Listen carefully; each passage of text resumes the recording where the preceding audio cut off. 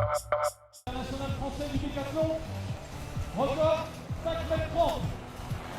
Depuis 9 ans, ils arpentent les grands lieux touristiques de la Côte d'Azur, un peu comme la caravane du Tour de France qui précède la Grande Boucle. Ces perchistes font eux la promotion du meeting d'athlétisme Herculis la semaine qui précède l'événement. Après Villefranche-sur-Mer et avant Menton, c'est à Monaco que nous les avons rencontrés, enchaînant des sauts à tour de rôle, de quoi promouvoir le meeting tout en faisant mieux connaître cette belle discipline qui ne paraît pas si simple. C'est vrai que depuis maintenant qu'on a un champion olympique et recordman du monde, forcément la discipline est un peu plus connue du grand public. Après c'est vrai que c'est toujours particulier. Un grand coureur de fond, on peut toujours s'essayer sur une distance, à 1500 mètres, à 10 km, comme il y a beaucoup de courses. Maintenant, des concours de perche ouverts au grand public, ça n'existe pas. Parce qu'il faut des bases, ça s'apprend, il faut un minimum de sécurité. Donc c'est vrai que c'est particulier. Alors on a la connaissance aujourd'hui en France parce qu'il y a une vraie école de perche.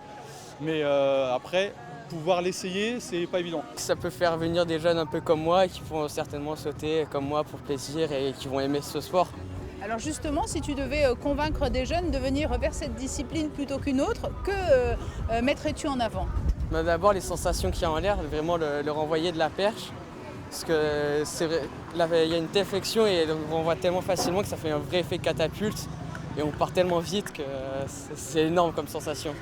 Des perchistes confirmés et de jeunes graines de champions n'ont pas ménagé leurs efforts pour assurer le spectacle, et ce, malgré un vent soutenu qui est venu jouer les troubles fêtes.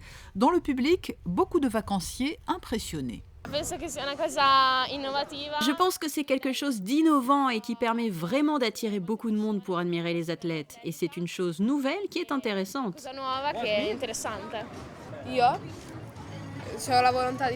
Moi ? L'envie de faire cela ? Non, ça ne m'inspire pas vraiment.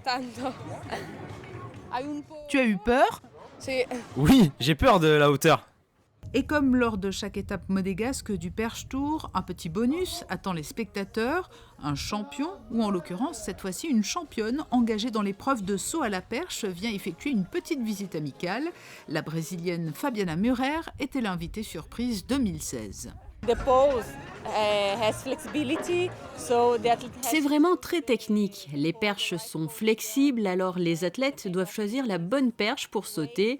Cela dépend du poids de chacun et de la vitesse, ainsi que de la hauteur de la barre. Alors c'est très compliqué d'ajuster tout cela, mais c'est très agréable comme sport, parce que c'est comme une grande aventure et nous pouvons aller très haut et avoir la sensation de voler.